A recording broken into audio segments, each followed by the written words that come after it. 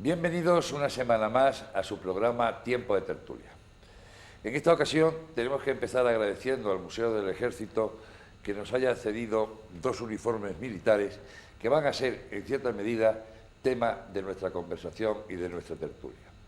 Con motivo de la exposición La nación recobrada a la España de 1808, vamos a hablar de la Guerra de la Independencia. Tenemos para ello un grupo de expertos y profesores que nos van a orientar sobre dicho tema. Don Celso Almuiña Fernández, catedrático de Historia Contemporánea de la Universidad de Valladolid y periodista. Bienvenido. Hola, bueno. Doña Ángeles de Irisarri, licenciada en Historia, Filosofía y Letras, especialista en Historia y autora de la trilogía Isabel la Reina y últimamente de La Artillera, el libro que nos acompaña. Bienvenida. Don Adolfo Carrasco Martínez, profesor titular de Historia Moderna de la Universidad de Valladolid. Bienvenido. Muchas gracias. Don Tomás García Cuenca Ariati, catedrático de Historia e Instituciones Económicas de la Universidad de Castilla-La Mancha. Bienvenido. Muchas gracias. Don Pablo Vázquez Gestal, historiador y documentalista precisamente de la exposición La nación recobrada. Bienvenido. Muchas gracias. Y don Francisco de Luis Martín, profesor de Historia Contemporánea, investigador histórico de la Universidad de Salamanca. Bienvenido. Muchas gracias. ¿Quién quiere empezar para situarnos qué es la Guerra de la Independencia? Venga, don Adolfo. Bueno, resumir en pocas palabras un fenómeno de estas características es No, para dar complicado. la introducción. Sí, pero yo creo que daría algunas notas para quizá que sirva de punto de partida.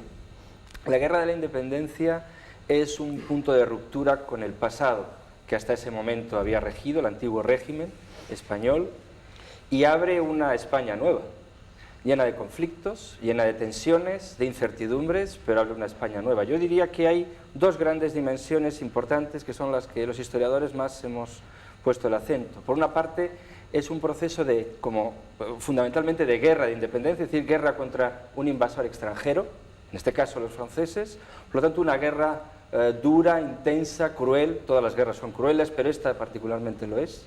Y en segundo lugar, hay otro fenómeno que se desarrolla en paralelo, que es un proceso político de construcción de una nueva nación, de un nuevo sistema político, de un nuevo ideario, de una nueva mentalidad política. El proceso, no se puede separar la Guerra de la Independencia del proceso constitucional de Cádiz, que alumbra una nueva Constitución, la Constitución de 1812, y que da por lo menos líneas nuevas de modernización, aunque también de tensión y de conflicto. Es decir que, resumiendo, diría que hay esas 2 dimensiones.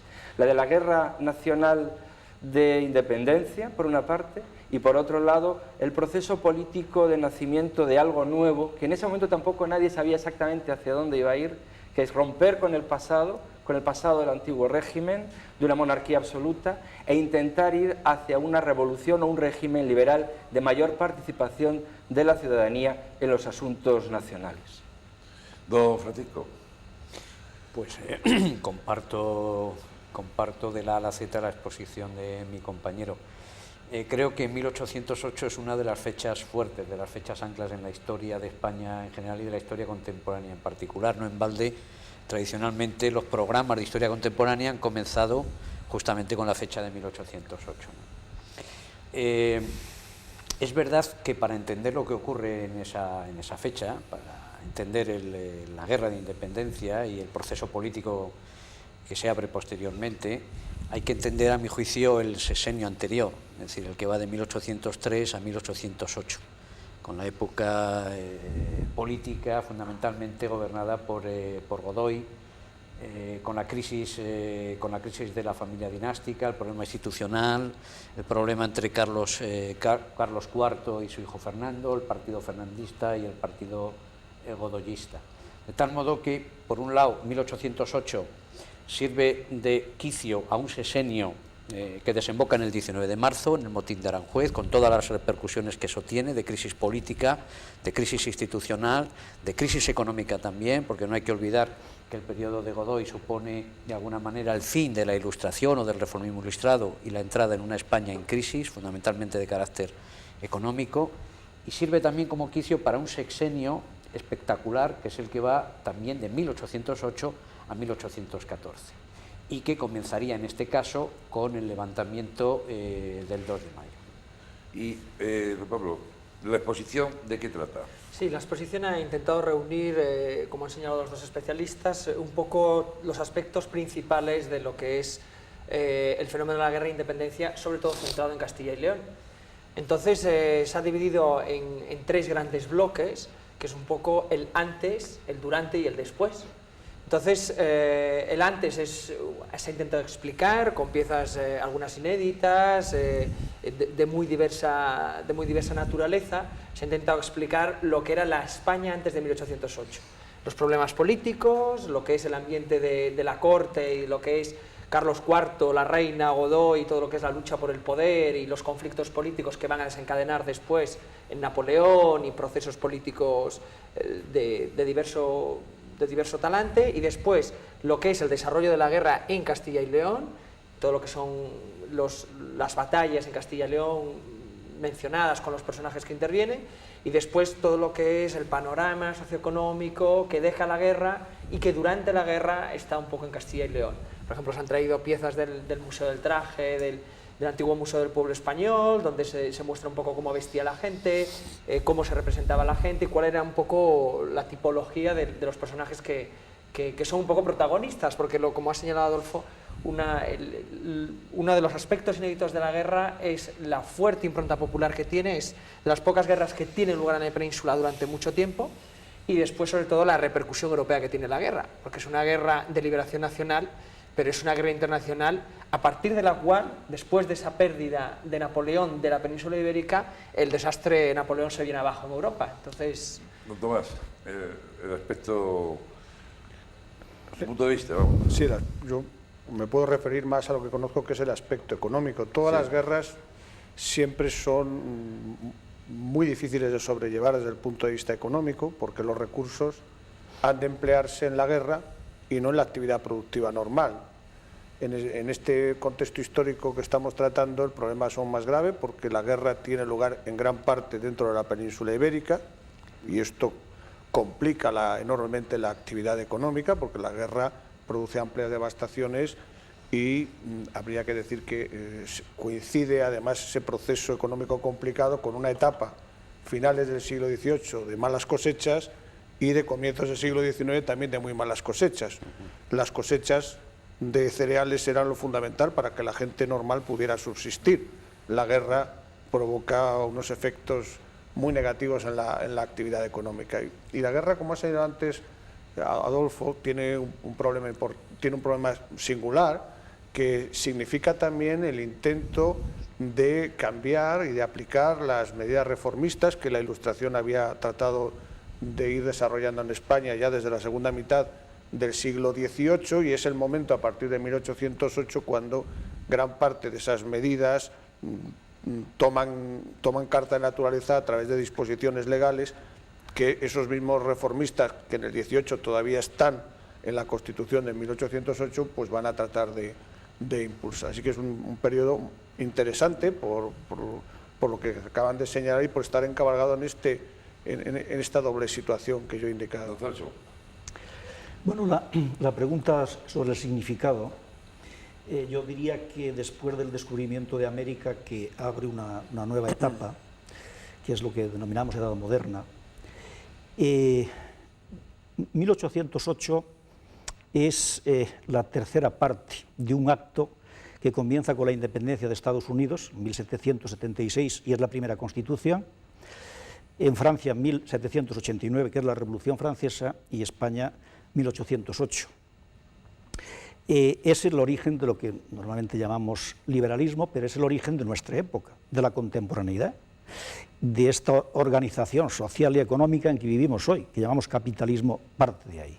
Desde un punto de vista social, desde un punto de vista económico, desde un punto de vista intelectual, todas las raíces están ahí. Entonces, España es el tercer país de Estados Unidos, Francia y España que tiene una Constitución. Esto es muy importante decirlo, y no tanto ya lo de Bayona, que es un primer intento de una semiconstitución, como la Constitución del año 1812, que es realmente una constitución moderna y más avanzada que la de Francia o que la de Estados Unidos. Entonces, esto conviene apuntarlo porque España es el tercer país del mundo donde esa nueva visión, esa nueva forma de organizar la sociedad se pone en marcha. Es verdad que en los tres países, Estados Unidos, Francia y España, hay un denominador común que es la guerra, pero guerra con sentido distinto. En Estados Unidos es para conseguir la soberanía, para convertirse en una nación, desprenderse de Inglaterra, por tanto es una guerra de lucha patriótica. En Francia no, en Francia es una guerra de carácter revolucionario para llevar a cabo frente a la antigua sociedad de privilegios una nueva forma de organizarse.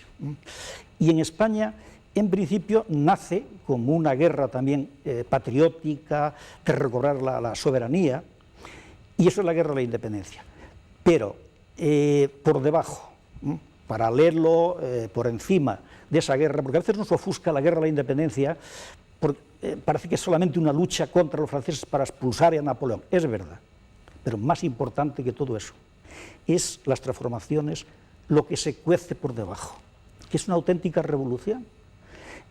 Una revolución porque el pueblo, al fallarle la monarquía, al fallar las autoridades, asume la soberanía. Asume la soberanía. Madrid el 2 de mayo, pero en todas las demás ciudades, entre finales de mayo, primeros días de junio, todas las ciudades españolas no solamente se han levantado contra los franceses, sino lo que es más importante, se han autoorganizado, han creado unas juntas de organización, que eso es extraordinario, cuando se dice que el pueblo español es un pueblo que no sabe organizarse, que es un pueblo anárquico. No es verdad, no es verdad. Es el primer pueblo que retoma la soberanía, se organiza en cuestión de 2 o 3 meses. Hay una organización con todas sus contradicciones, etc., pero hay una organización política que terminará culminando en una Junta Suprema Central. Las mujeres, Ángeles, también tuvieron su significado, tú lo relatas en tu libro La artillera, la figura de Agustina de Aragón, pero hubo también otros ejemplos. Bueno, es que antes del 2 de mayo en España había 140.000 soldados franceses que habían pasado camino de Portugal para expulsar a los ingleses. Los habían expulsado. Y entonces, en esa fecha, los franceses no hacían nada en España.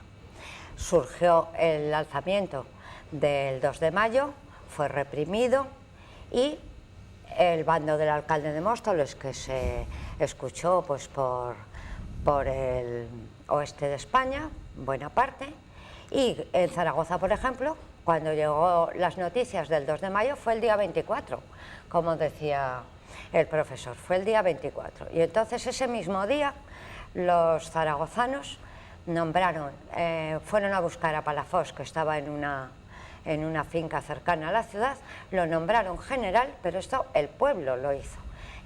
Y al escuchar el bando, todos los hombres entre 16 y 40 años se alistaron en el ejército. ¿Para qué? Pues para luchar contra los invasores. Y bien que hicieron de prepararse, porque Zaragoza, al estar situada en el entremedio de Madrid y Barcelona, pues inmediatamente recibió un ejército por la parte de Cataluña, aunque fue detenido en el Bruc, que fue una escaramuza. Esto fue, pues, creo que el 9 de junio de 1808, fue detenido en el Bruc, y ese ejército no llegó a Zaragoza, pero llegó el que venía por el Ebro, por la zona de la Ribera, y puso sitio a la ciudad. Bien, y entonces ahí las mujeres pues tuvieron un papel muy importante. Estaban de acuerdo con los hombres en sublevarse contra el invasor. ¿Por qué? Pues porque no querían ser esclavos, querían al rey Fernando. Que el rey Fernando, igual que Carlos IV, pues estaban presos en Bayona, era lo que se decía. Querían una nación, y a todos esos gritos se sublevaron y declararon la guerra al emperador Napoleón, cosa que no había hecho. También la declaración de guerra sucedió en otras ciudades españolas, pero no había sucedido en ningún país. ¿Por qué? Pues porque la burguesía de otros países se ponía de acuerdo con los vencedores y allí no se levantaba una voz. Pero sin embargo el pueblo español hizo una cosa absolutamente contraria a lo que se hacía en Europa. Y bueno, pues Zaragoza sufrió 2 sitios que fueron de una mortandad extraordinaria, se desarrollaron unas escenas heroicas a la par que pavorosas, que hielan la sangre, y la gesta de los zaragozanos y de los 1000 pueblos de Aragón que acudieron a la ciudad a defenderla, se conoció desde Moscú hasta América. Sí, es interesante el aspecto que has señalado, porque las mujeres, a veces cuando vemos los procesos de una guerra solo nos fijamos en los ejércitos, los héroes o los invasores, los generales, pero es interesante en la guerra de independencia el fenómeno del pueblo, lo que se ha denominado también el pueblo en armas. Entonces, las mujeres también tuvieron una función muy importante en todo lo que es la retaguardia, la gestión de recursos y todo lo que es el mantenimiento de la vida cotidiana dentro de lo que es una guerra, ¿no? Entonces ese es un aspecto a veces un poco olvidado porque no forma parte de la historia militar o de la historia de los acontecimientos, pero que sin embargo es tremendamente interesante, ¿no? Que es lo que podríamos denominar la historia social de una guerra. Sí, claro, pero es que en esta ocasión nos quedan nombres muchos, bueno, muchos, bastantes. Y bueno, pues se conocen. Seguramente pues que cuando asaltaban un castillo medieval, las tropas que fuera, también las mujeres estaban echando los calderos de aceite y el agua hirviendo por las almenas. Pero claro, no queda nombre, salvo Juana de Arco y a lo mejor un par más. Y en esta ocasión pues tenemos la suerte de que nos quedan nombres. Unos más famosos, otros menos. Pero bueno, pues en la batalla de Bailén, pues por ejemplo, pues María Bellido, pues tuvo una gran importancia. En los sitios de Zaragoza, sobre todo, pues Agustina de Aragón, pero hubo otras muchas. Y sobre todo, lo más importante es que hubo otras muchas mujeres y muchísimos hombres sin nombre, que no nos ha quedado el nombre, pero que ahí estuvieron, realizando labores de avituallamiento. El papel de las mujeres, ya que estamos con ello, efectivamente hay un muestrario muy diverso. Yo creo que para entender esto hay que ver el concepto de guerra total. Es decir, una de las cosas que se inventa en España es el concepto de guerra total, que es una cosa muy simple, ya que no se puede luchar contra los franceses en el campo abierto, y eso se ve después a partir de la batalla de Medina de Río Seco del 14 de julio del año 1808. Hay que recurrir a otro tipo de lucha, y es cada uno debe luchar con las armas que tiene a mano. Bueno, y ahí participa todo el pueblo, desde las tabernas, sirviendo de espías. Yo he podido localizar a lo que he denominado la primera Mata-Hari. La Mata-Hari es de la Primera Guerra Mundial, que pasaba información al bando contrario, a los alemanes, en Valladolid, donde está la capitanía, la sexta capitanía. Los dos capitanes generales, que realmente, sobre todo Palafox, es un hombre que siente el liberalismo. El capitán general de la sexta región, con sede en Valladolid, que es Gregorio García de la Cuesta, normalmente denominado Gregorio de la Cuesta, los estudiantes y los menestrales le obligan a levantarse contra los franceses. Bueno, toda la meseta norte, con sede en Valladolid, prácticamente durante 4 años está dominada por los franceses. Depende de ciudades, depende de los bordes, pero los franceses controlan parte fundamental de la línea hacia Portugal del Valle del Ebro. Bueno, pues ahí los guerrilleros consiguen introducir como amante del generalísimo francés Kellermann a una señora que en los documentos al principio pues le llaman Rosita la vallisoletana. Hay un apagón, diríamos, que desaparece, inmediatamente se pone al descubierto de que la tal Rosita la vallisoletana, muy criticada por confraternizar con los franceses, se convierte en doña Rosa Barreda. ¿Por qué? Porque era espía y les estaba pasando información. Es decir, que la variedad del pueblo a la hora de luchar, y podríamos decir los dominicos, por ejemplo, que cogen a un soldado de la Guardia Imperial de Napoleón, estando él allí presente, su guardia de corps, diríamos, lo echan a un pozo, los dominicos, Napoleón amenaza con fusilar cada día a 10 notables si no aparece el culpable, bueno, y le echan la culpa, o se la echa a sí mismo, un señor mayor que era el jardinero de los dominicos, que le iba a poder, con el dragón, pasarlo allí. Es decir, que ese aspecto que ya se ha señalado de guerra popular, es que hay como dos planos. El ejército español, sea Palafox, sea Cuesta, después habrá, lógicamente, Castaños, etc., pero hay un plano superior que reacciona tarde, que es el ejército formalmente. Por debajo está el pueblo español, que lucha con lo que tiene a mano, y que ha sido eficacísima la lucha del pueblo en ese sentido. Yo quería, si me permite, también introducir un elemento de discordia, amablemente. Vamos a ver, yo creo que efectivamente el carácter nacional de la guerra de independencia lo es fundamentalmente por la extensión del fenómeno guerrillero, por la extensión de las partidas a lo largo de todo el territorio nacional. Yo creo que cabe hablar más en propiedad de guerra nacional que no de guerra popular, en tanto en cuanto no es una guerra de clase, ni hay unas aspiraciones muy concretas o estructuradas del pueblo español, entendiendo por pueblo las clases bajas, los menestrales, en fin, ese pueblo que describe tan magníficamente Galdós, que además de ser el mejor literato de la Guerra de Independencia, es uno de los mejores historiadores de la Guerra de Independencia. Y yo animaría a la gente a que leyera la primera serie de los episodios nacionales, liberada de algunas cosas particulares del genio particular de Galdós. Creo que es un magnífico relato historiográfico. Ahora bien, en el funcionamiento y en la emergencia de las partidas, efectivamente hay una parte de espontaneidad. La gente se muestra patriótica y se enfrenta a la invasión del francés, pero probablemente en muchos sitios la fundación de las partidas es algo provocado, es algo estudiado, es algo determinado de antemano. No tiene un carácter tan espontáneo como a lo mejor se nos ha querido hacer ver. Es decir, es un poco la obra de Charles Schneidle, el mito del pueblo en armas, ¿no? El origen de las partidas guerrilleras es muy diverso. Hay un origen militar, hay un origen civil y hay un origen eclesiástico incluso. Su contribución a lo que fue la victoria final es un debate todavía abierto. Básicamente coincidiremos todos en señalar que en fin, la aportación de las guerrillas fue muy importante, pero absolutamente insuficiente. De ninguna de las maneras las guerrillas hubieran sido un elemento necesario, pero no suficiente para acabar. De manera que la acción de las guerrillas junto con la del ejército, ¿no?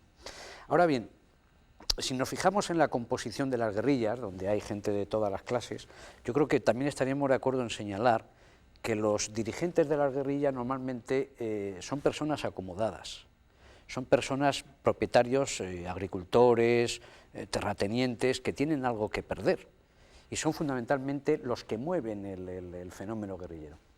Yo estudié hace años el caso me encontré con una documentación en Cebreros, en Ávila, de un guerrillero llamado Justo Calera, que en 1817 solicita no continuar en el servicio militar, se le requiere para que continúe, y hace un análisis de su historia, ¿no?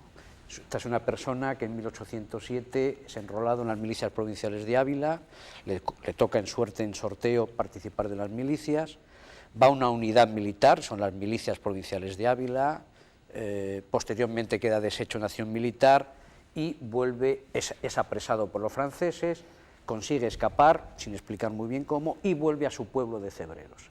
Curiosamente allí un jefe guerrillero le obliga literalmente a formar parte de la guerrilla. De hecho, incluso durante un tiempo lo arresta, una especie de arresto domiciliario, y finalmente no tiene más remedio que participar en la guerrilla. De manera que, en este caso concreto, la participación de Justo Calera no es una participación voluntaria. Es verdad que hubo casos de verdadero heroísmo, de participación absolutamente espontánea, hay un ánimo de luchar contra el francés, hay un afán patriótico por defender la monarquía legítima en la figura de Fernando VII, España para los españoles. En eso yo creo que están de acuerdo el pueblo en general y las élites políticas, sean reformistas, sean liberales, sean absolutistas, pero también es verdad que hay que matizar lo del mito del pueblo en armas, el espontaneísmo, etcétera, etcétera. Incluso la participación del pueblo, que a veces efectivamente es positiva y es espontánea también, A veces no lo es tanto, porque económicamente supone también un costo importante. Sí. No, sí quería señalar con lo que estáis diciendo, para subrayar, creo que al público le interesa saber que todo esto de lo que estamos hablando, es decir, la guerra de guerrillas, por cierto, la palabra guerrilla es una aportación de la lengua española al lenguaje internacional, al inglés, ¿no? Guerrilla en inglés se utiliza para definir el tipo de guerra irregular que nace o adquiere carta de naturaleza en nuestra guerra de independencia. Pero digo, que la gente sea muy consciente de que fue una guerra terriblemente cruel. Insisto, todas las guerras son crueles, esto es así, la guerra, bueno, es cruel, claro que sí. Pero esta fue tremendamente cruel, precisamente por el tipo de combate que habéis estado comentando, que habéis descrito. Ese combate irregular en el que se asaltan a partidas o grupos de franceses que van solos a hacer aguadas o van a abastecerse, asaltos por la noche, a las líneas de abastecimiento.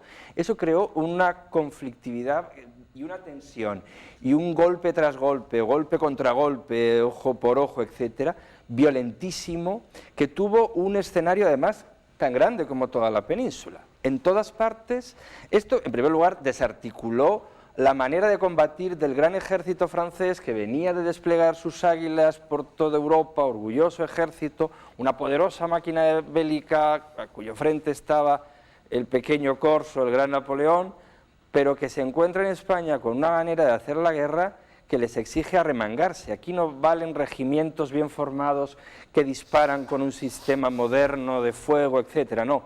Aquí lo que se lucha es a cuchillo, y yo creo que la imagen más evidente son las pinturas y los grabados de Goya, ¿no?, que todos tenemos en la cabeza. Pero incluso los relatos de los pueblos quedaron los actos de crueldad de los franceses y los actos de heroísmo o las acciones contra los franceses, que también eran actos de crueldad, pero que se convertían en actos de heroísmo porque dependía del bando que lo contara. Es decir, entre un héroe y un villano está la victoria o la derrota, ¿no? La guerra pone de manifiesto que hay intereses económicos contrapuestos entre los mismos españoles.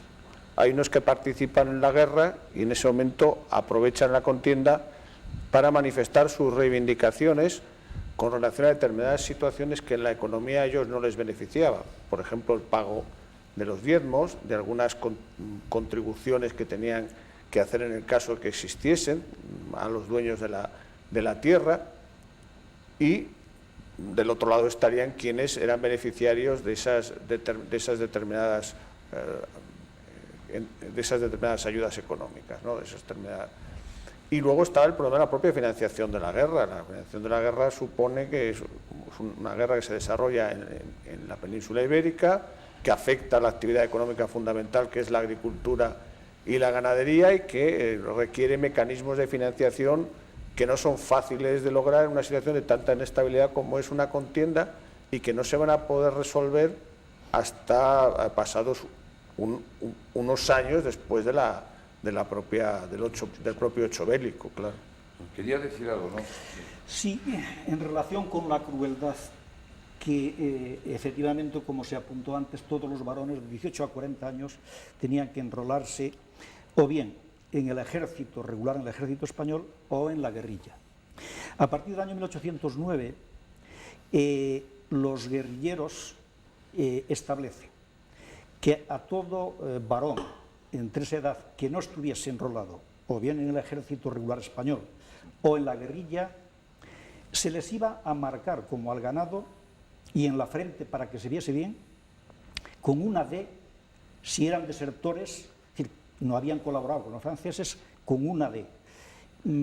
Esos podrían, de alguna forma, si se incorporaban, bueno, pues ser admitidos. Ahora, el traidor, el que había colaborado con los franceses, se le marcaba con una T en la frente, y esa persona que estaba marcada con una T, todo el mundo, fuese quien fuese, podía ejecutarle de una forma libre, porque era un acto, diríamos, de guerra, de justicia. No, es de una brutalidad tremenda. Pero los franceses, por ejemplo, con la madre del empecinado, pues cometen actos de barbaridad tremenda. Es decir, es una guerra tremendamente cruel. Bueno, hombre, yo creo que todas las guerras, sí. pero en fin, posiblemente por esa lucha de cuerpo a cuerpo, por ese concepto de guerra total, que la hace más dura, que la hace más brutal. De hecho, en Europa el mito, uno de las grandes características de la guerra que permite es, porque la guerra se cabalga dentro de lo que es el movimiento romántico, y la guerra va a quedar como el gran movimiento popular, romántico, en el cual no solo vamos a exportar lenguaje a través de lo que es la idea de guerrilla, sino la idea de ese sentimiento, el pueblo se alza, y esa imagen emocional, sentimental de la guerra de independencia. De hecho, es importante la guerra de independencia porque es cuando se van a establecer los mitos típicos de lo que es lo español. El español, pues, como un pueblo ardoroso que se levanta contra el enemigo, sentimental, lleno de personajes populares, etcétera, etcétera. Y de hecho, en la exposición pues hemos intentado establecer esos nuevos métodos de difusión de estereotipos españoles en el extranjero, ¿no? La Carmen, por ejemplo, puede ser, ha apuntado muy bien Pablo en ese sentido. Y es verdad que se han mitificado, los románticos lo han mitificado. Por ejemplo, el empecinado. Un hombre, un campesino, bueno, un pueblo ahí, Castrillo de Duero, que entonces era de la provincia de Burgos, hoy de Valladolid, como un campesino rudo, no era verdad, no es verdad. Había participado ya en la guerra del Rosellón, en caballería, que era un cuerpo elitista. Había sido ayudante, diríamos, de Furriel, de ayudante en pequeña escala del general español, que era Castaños en esa ocasión. Por lo tanto, el empecinado era un hombre que sabía el manejo de las armas, de la caballería. Termina la guerra del Rosellón, se vuelve a su pueblo, bueno, por allí pasa toda esa línea que viene por todo el Valle del Duero hacia Portugal para pasar los franceses, ve las barbaridades que cometen los franceses y se subleva, pero el empecinado no es ningún analfabeto. Y el cura Merino, por ejemplo, es un cura, aunque era más trabucaire, su formación, la verdad es que los biógrafos franceses, que no le tratan con gran cariño, le describen y vienen a decir, bueno, pequeño achaparrado con tal, dices, luego no se sabe, algunos de los más duros, si es persona o qué es, le tratan durísimamente. Bueno, pero era un clérigo, y hay partidas, evidentemente, como ya aquí se ha puesto de manifiesto, casi todos son o labradores o clérigos, el agustino, gente normalmente de una formación. Bueno, es que ahora pues hay una moda que es como si los franceses hubieran venido a España a repartir caramelos, y nada más lejos de la realidad, como acaba de decir don Castro. Y si se cogía el zurrón de un soldado francés, pues encontraban pues un cáliz, 4 paños buenos que había cogido en una iglesia, vamos a suponer, de Palencia, y 2 cruces procesionales si le cabían. Es decir, que habían venido como colonos, o sea, nos trataban como colonos. Y si hubieran conquistado a lo mejor España, pues nos hubieran tratado como a la gente de Níger o a la gente del Gabón, nos hubieran tratado, pero que eso está ahora muy de moda. Ángeles, que ha apuntado eso, con los franceses totalmente verdad, totalmente verdad. Claro, pero los ingleses no se quedaron atrás. Es decir, los ingleses, que venían como aliados, teóricamente, la verdad es, primero, con un desprecio, no solamente el duque de Wellington, sino su hermano, que era el embajador de Inglaterra en Madrid, trataba con un desprecio total, hasta el punto que la Junta le tiene que decir, oiga, si usted se pone tal, si no tiene barco para volver a Inglaterra, le marchamos para allá. Pero los franceses llevaban la cruz de ser vecinos nuestros. Y aliados. Al ser vecinos, el país siempre se lleva mal el vecino con el vecino. Eso es una cuestión de geopolítica, y se lleva bien con el vecino del vecino, y cuanto más lejos esté, pues mejor. Y los franceses habían tratado de invadir varias veces España, pero habían sido detenidos pues por los vascos en Fuenterrabía y por los catalanes en el Rosellón, ya en la Edad Media. Bueno, muchas veces ya habían llegado hasta Gerona y hasta casi Barcelona. Entonces, claro, las relaciones vecinales son siempre malas. Luego eso era además malo en aquella situación, porque si nos hubieran invadido, pues a lo mejor, que diré yo, los italianos, los romanos, pues hubiera sido otra cosa, pero eran franceses. Bueno, pero yo ahí quiero matizar una cosa. Sí, no quiero... Pablo, tú... No, es que hay cuando nosotros también vemos lo francés, vemos como si fuese una sola manera de ver la situación. Cuando se sabe perfectamente, porque se conserva la correspondencia, que entre el propio rey nombrado por Napoleón, que es su hermano José I, en 1808, y el propio Napoleón, a medida que va avanzando la guerra, hay una gran disensión en cómo se tiene que organizar y cómo se tiene que organizar también el país. Es cierto que hay algunos franceses que son tremendamente crueles y que vienen aquí a hacer campaña, que son militares, porque su patria de origen es Francia, y ellos están haciendo campaña en Europa de conquista, porque Napoleón no deja de ser un emperador cuyo sueño es intentar conseguir Europa, y después el propio rey colocado por Napoleón, José I, que se considera rey legítimo de los españoles, y que intenta con otros españoles, los llamados afrancesados, un intento o una política de reforma dentro del propio país. Entonces también es interesante ver que dentro de cada grupo los intereses también se contraponen, porque no hay solo intereses nacionales, sino pues intereses de clase, intereses económicos, intereses políticos o la propia ambición personal. Y cuando finaliza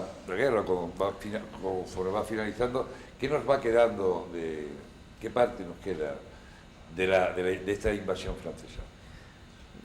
Hombre, yo diría que nos queda, como ha comentado antes Tomás, un país empobrecido, un país endeudado, terriblemente endeudado, es decir, y un rey que al principio, cuando vuelve, no quiere hacerse cargo de esa deuda, ¿no? Esto sabe mejor, más Tomás, pero y eso va a ser malísimo para el futuro del desarrollo de la economía española, eso por un lado.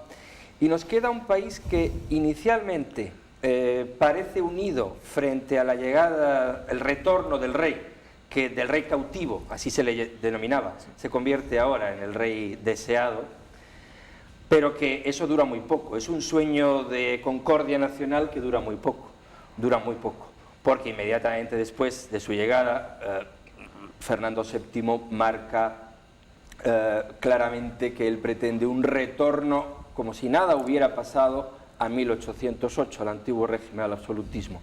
Y eso va a crear una situación de depresión nacional y de enfrentamiento nacional, en el que los que van a salir perdiendo son muchos de estos guerrilleros de los que hemos hablado, que son perseguidos, encarcelados o exiliados, y todos aquellos que han hecho la guerra bajo el nombre de la patria, debajo de la insignia de la patria, pero que se sienten liberales y que piensan que no se puede dar marcha atrás, que el hecho constitucional de Cádiz, esa experiencia milagrosa casi, y ese gran texto, como ha dicho antes Celso, constitucional, la gran constitución europea del siglo XIX y seguramente una de las grandes constituciones de Europa en toda la historia constitucional de nuestro continente, de eso nada, dice Fernando VII. Y eso va a crear una época de represión y de retroceso y yo creo que de una continuación de algunos aspectos de la guerra de independencia que no habían sido dilucidados durante esta y que se van a dilucidar, siendo los perdedores buena parte de los liberales que habían luchado también hombro con hombro contra los franceses. Sí, en ese sentido yo apuntaría, ahondando lo que dice Adolfo, que el final de la independencia, la vuelta del esperado, del deseado, como se decía, supone el primer exilio político en la historia contemporánea. Hay dos exilios, primero el exilio de los afrancesados, aproximadamente en torno a 12.000 familias, creo que es el dato que se tiene ahora mismo, y inmediatamente el exilio de los liberales, que tienen que, para evitar el encarcelamiento o el arresto, tienen que marcharse de España. De manera que es una situación de división interna y una situación de división política que de alguna manera nos persigue a lo largo de toda la historia contemporánea hasta la transición democrática.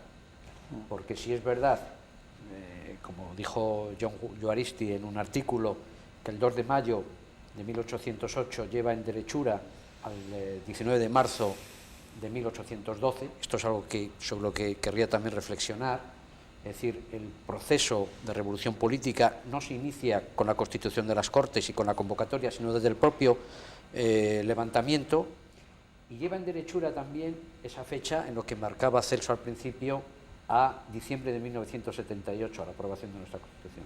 Pero al mismo tiempo nos lleva, como en vez, a esa guerra cainita que hemos padecido los españoles a lo largo de los siglos XIX y XX. Bueno, Sí, yo quería utilizar una anécdota un poco para relacionar lo que aquí se ha señalado.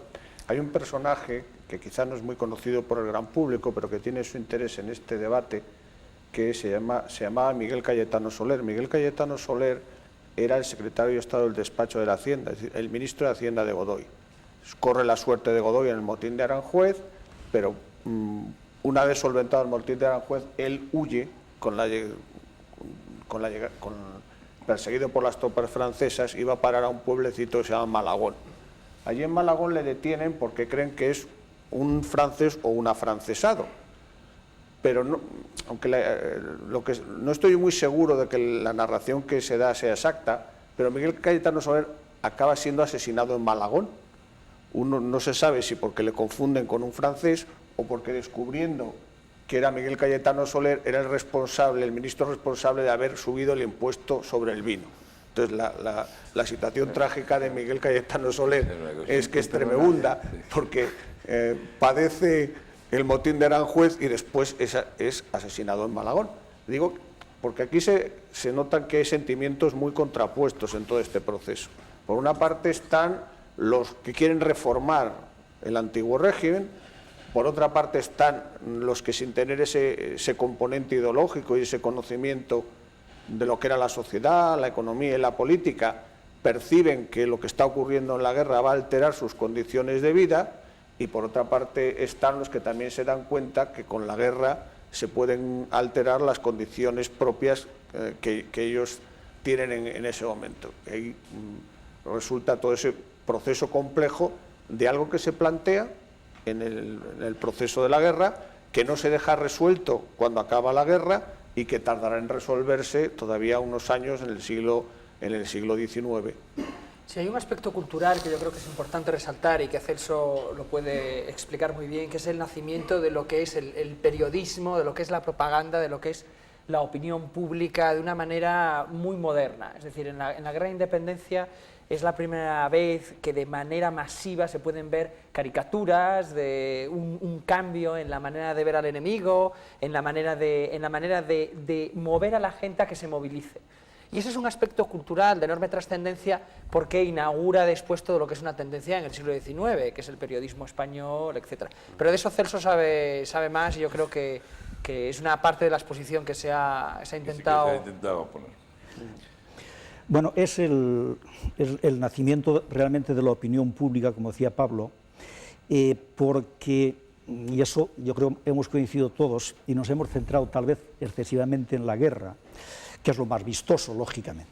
Pero por debajo está ese cambio ideológico, está el liberalismo, la Constitución, que hay que apuntarlo como algo muy, muy positivo para España, aunque efectivamente bajo la capa de patriotas hay gente liberal y gente partidaria de lo viejo, de borrón y cuenta vieja. Claro, al ser una guerra ideológica hay que ganarse a la opinión pública. Los liberales, los que miran hacia el futuro, pues quieren convencer de que el liberalismo es bueno. Los que miran hacia el pasado, pues cantan las excelencias del pasado. Hay fichados como 300 periódicos, hay más hoy ya, de periodicidad variable a lo largo de este quinquenio. La mayoría son periódicos liberales. Los liberales, como es lo nuevo, tienen que vender lo nuevo, pues son mucho más activos. En Cádiz, en Sevilla, en Madrid cuando no está controlada por los franceses. Pero yo, por ejemplo, si alguien quisiese leer un poco por entretenerse y ver el papel de la opinión pública, por la línea liberal, el Semanario Patriótico, que se edita en Madrid, comienza en Madrid, después pasa a Sevilla y después en Cádiz, según van avanzando las tropas. Y en la otra línea, en la línea conservadora, reaccionaria, pues está el Censor, por ejemplo. Hay más. Entonces, ellos con una claridad meridiana dicen, bueno, esto es un proyecto nuevo. Argüelles, en un discurso en las Cortes de Cádiz, mira, tenemos que ofrecer más que Napoleón, porque si volvemos a decir que vamos a volver al pasado, esto no se le puede vender absolutamente a nadie. Hay que hacer un proyecto ilusionante. Y ese proyecto ilusionante tiene que llegar al público, tiene que llegar a la gente.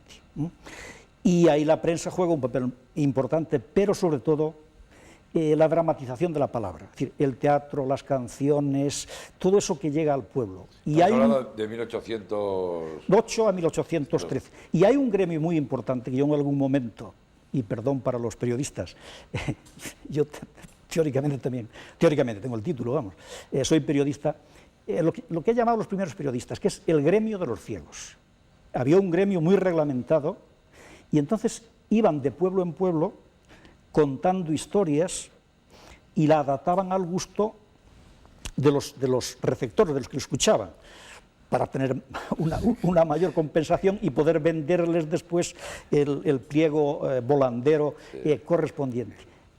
Los ciegos van difundiendo, la mayor parte es población rural, analfabeta, todos estos rumores, todas estas cosas adaptadas a lo que cada uno quería escuchar un poco, es un elemento subversivo. Igual que las canciones de los juglares a los reyes. Hombre, claro, es un elemento subversivo muy importante. No digo que todo eso es así, pero hay un problema de base muy importante, y es que el 90% de la población española es analfabeta, claro. Por consiguiente no puede leer ningún periódico. Eso me lleva a una reflexión, y es la siguiente, es decir, durante el periodo 1808-1814 se sistematiza y se construye en España lo que podemos llamar el pensamiento liberal, la doctrina liberal. Pero no reparamos en que al mismo tiempo se construye y se sistematiza el pensamiento antiliberal, por primera vez. Es decir, las Cortes, la discusión en Cortes obliga a los absolutistas, a los realistas, a los conservadores a sistematizar un pensamiento que hasta ese momento no se había sistematizado porque no hacía falta, porque el orden natural era la monarquía absoluta. Los liberales habían contado históricamente, los grupos liberales antes de las Cortes, con dificultades para poder llevar al pueblo el pensamiento liberal, porque la opinión pública estaba muy condicionada, estaba muy coartada, estaba muy limitada. Incluso durante el periodo de guerra va a estar bastante limitada por razones bélicas, es decir, que tampoco es un momento de eclosión, pero es un momento limitado, de cierto modo. Ahora bien, los antiliberales cuentan con otros instrumentos muy importantes, los absolutistas, que lógicamente no son también periódicos, hay periódicos absolutistas, pero cuentan a mi modo de ver con un instrumento fundamental, que son los sermones. Claro. Que es el papel aculturalizador de la Iglesia y que explica de alguna manera, coadyuva a explicar al menos, el porqué del carácter absolutista de la mayoría del pueblo español. Los liberales son una minoría en un océano de tradicionalismo y de absolutismo. Hay muchas razones históricas para explicar eso, razones de mentalidad, razones de aculturación política, el papel de la Iglesia, etcétera, etcétera. Ciertamente, en esa coyuntura importantísima, el sermón creo que jugó un papel fundamental. Yo he podido estudiar algunos sermones de 1808, en un artículo que publiqué en la revista Hispania, y efectivamente los mensajes que se lanzan, los dogmas políticos, son dogmas antiliberales, lógicamente. La nación española no se entiende sin la monarquía absoluta y sin la religión católica, es el orden divino, es el orden natural. Atentar contra la monarquía o contra la Iglesia es atentar contra ese orden y por tanto es antipatriótico, con lo cual comienza ya lo que Javier Herrero historió en el origen del pensamiento reaccionario y que nos llevaría hasta el franquismo, los patriotas y los antipatriotas. Y por otro lado, una serie de elementos que son, no son dogmas políticos, son coyunturales, pero que explican de alguna manera cómo ese pensamiento enraiza perfectamente y construye de alguna manera la mentalidad popular. Ángeles. Bueno, yo quiero señalar que hemos hablado de la guerrilla, de los ejércitos, pero bueno, luego la guerra urbana, que en las ciudades sitiadas, pues como Gerona, Zaragoza, pues fue muy importante. Y por ejemplo, pues al socaire de los curas que hablan, que tuvieron una gran importancia en la guerra, pues por ejemplo las tropas del Bruc, era un cura el que las dirigía. En Torquemada también era otro cura el que mandó cerrar un puente con cadenas. No me acuerdo cómo se llamaban, pero bueno. Bueno, y quiero decir que sí, que posiblemente las mujeres que se dedicaban a las labores de avituallamiento también iban a escuchar los sermones. En Zaragoza hubo un sacerdote, un escolapio llamado el padre Bogiero, que que sermoneaba, pero bueno, era aquello una locura y tenía la iglesia llena, era además el preceptor de Palafox. Luego también en Zaragoza, también hay un cura trabucaire, como ha dicho Celso, que es el padre Sas. Bueno, pues este cura, que fundó un pelotón, que eran los voluntarios de la iglesia de San Pablo, yo creo que hasta inventó una nueva guerra, porque, fijaos, él con sus voluntarios iba a través de los primeros pisos, es decir, por los entresuelos, y destruía las paredes medianiles y pasaba, es decir, por toda una manzana de casas a través de los entresuelos, rompiendo los medianiles, y disparaban desde los entresuelos a los franceses que estaban en la calle. O sea que yo creo que esto es, vamos, yo no lo he conocido. Avanzando ya, estamos ya un poco más... Pues quiero señalar que en esta línea no tenemos que olvidar que los ilustrados son esencialmente reformistas, no revolucionarios. Y como eran reformistas y personas inteligentes, se daban cuenta que para las reformas que ellos querían llevar a cabo era necesario un estado de opinión favorable. Y contaban y sabían muy bien cómo era la sociedad española, sabían que había un alto grado de analfabetismo y contaban con difundir sus ideas de manera que llegaban a esa población que no sabía leer ni escribir, y contaban con tratar de estimular a aquellos que sabían leer y escribir para que contribuyeran a este proceso de reforma que trataba de imponer la razón sobre lo que había sido un criterio de autoridad basado simplemente en especulaciones, muchas veces sin ningún sustento.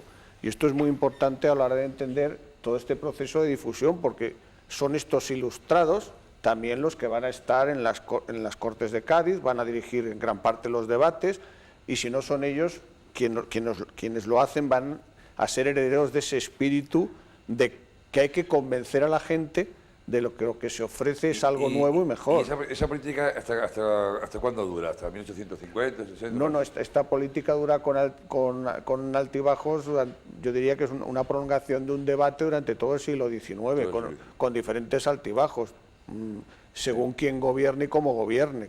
Es un debate permanente de tratar de crear un estado de opinión favorable para que los cambios que se proponen se lleven a cabo. Sí, es interesante porque es cierto que el 90% de la población española no sabía leer, pero sí es interesante, yo creo que en la guerra, que existe códigos de opinión pública, es decir, códigos de difusión, hacia quién van dirigidos unos determinados elementos y otros. Y, por ejemplo, contra el analfabetismo funcionaban muy bien, como habían funcionado anteriormente, las estampas, y existen todo lo que son las caricaturas, donde se forman un poco, siempre pues José Botellas, que es un poco la imagen que hemos tenido de José I, es Pepe Botellas, que no era borracho ni te lleva una vida tan disoluta como se planteaba, pero que funcionaron bien, porque la imagen quedaba perfectamente bien. Son imágenes además coloreadas, es decir, con pocas palabras, que además la gente puede leer en voz alta, y son un poco pues esa idea de propaganda, porque la propaganda tiene que ser efectiva, con lemas muy cortos donde la gente pues retiene muy bien. Y eso en la Guerra de Independencia, lo que podríamos denominar una revolución cultural, también tiene lugar al socaire de lo que es un momento tan dramático y que permite una evolución rápida como puede ser una guerra, ¿no? Sí, yo quería centrarme más ahora en qué pasa a partir del fin de la guerra y qué sucede además en los minutos finales, ¿qué nos ha quedado de aquello, por así decirlo? Claro, nos ha quedado, yo creo, un mito. Y como todos los mitos tienen parte de realidad, pero parte imaginada, inventada, creada, con intención o sin intención, generalmente con intención. En buena medida yo creo que la Guerra de la Independencia funda mitos nacionales. Los héroes del 2 de mayo desde muy pronto se convierten en eso, en héroes del 2 de mayo. Yo recuerdo que en el Diario de Madrid, que es un periódico semioficial que se publica en la ciudad, en la capital, durante todo el periodo, pasa de manos francesas a manos españolas, en el verano de 1808 ya se habla de a ver qué hacemos, hay voces en favor de hacer un monumento a los héroes del 2 de mayo. Las mujeres del 2 de mayo también, de la guerra, se convierten en mitos. ¿Se funda la nación? ¿No se funda la nación? El problema es que a lo largo de todo el siglo XIX, la idea de fundar una nación en unos hechos heroicos, trágicos, pero heroicos en definitiva, se encuentra con una realidad política de enfrentamiento que traspasa todo el siglo y de un enfrentamiento mucho más, seguramente mucho más profundo, que es el de las guerras carlistas, el enfrentamiento entre moderados y progresistas, entre liberales o absolutistas, etc. Es decir, ¿qué queda? Queda un mito, y como todos los mitos, todas las fuerzas políticas en pugna, en el XIX y en el siglo XX, y ahora en el XXI, todas las fuerzas políticas quieren apropiarse de ese mito. Con lo cual, no importa tanto lo que ha pasado, cuanto lo que nosotros queremos contar, cómo queremos contar eso que ha pasado. Y por eso se nos desdibujan los perfiles. Porque la exposición se llama La nación recobrada. ¿Por qué recobrada?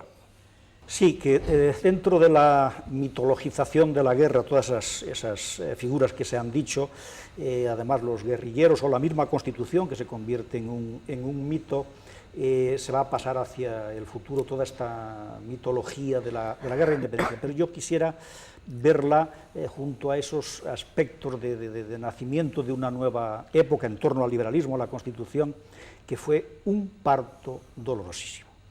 No solamente ya por la guerra a la que nos hemos referido, sino porque en el fondo hay una guerra incivil, si queremos una guerra civil, dentro de los españoles. Y eso se ve inmediatamente que se marchen los franceses.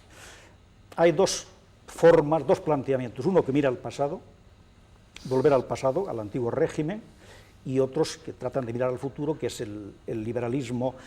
Y eso aparece inmediatamente ya, en el año 1814-15, hay las primeras depuraciones, hay los primeros exiliados, como se apuntó ya en estos momentos, y los habrá después en el año 1824, y después con el carlismo, etcétera, etcétera, y llegará hasta la guerra civil del 36. Bueno, pues yo creo que esto pues fue un movimiento español de toda España, la guerra de independencia, contra los franceses invasores, y así los trataban. Y entonces, pues espontáneamente quizá, o no tan espontáneamente, pues porque hubo también coacciones y hubo alistamientos forzosos, etcétera, se consiguió que todo el pueblo español reaccionara contra los invasores. En parangón con los tiempos que corren, pues creo que también, al final de la dictadura, pues todo el pueblo español votó la Constitución. Que luego, después de Fernando VII y durante su reinado, pues las cosas fueron mal, pues fueron mal. Ahora lo que tenemos que hacer es que no vayan las cosas mal, que vayan bien.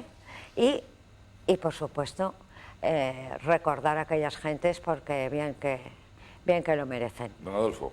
Sí, yo destacaría dos cosas. Por una parte, el hecho de que por primera vez la nación y aquellos que la forman, es decir, los españoles, toman las riendas de su propio destino y lo asumen con todas las consecuencias, por una parte, y por otro lado, más que la guerra, destacaría el proceso de nacimiento, de alumbramiento político. La Constitución, pero no solo. Es decir, la mayoría de edad política, el mirar hacia el futuro, que en ese momento se ven muchos grupos que tienen mentalidad antigua, pero que saben que tienen que mirar hacia el futuro y que son capaces de pensar en cuál debe ser el destino de todos en conjunto hacia el futuro. Don Tomás.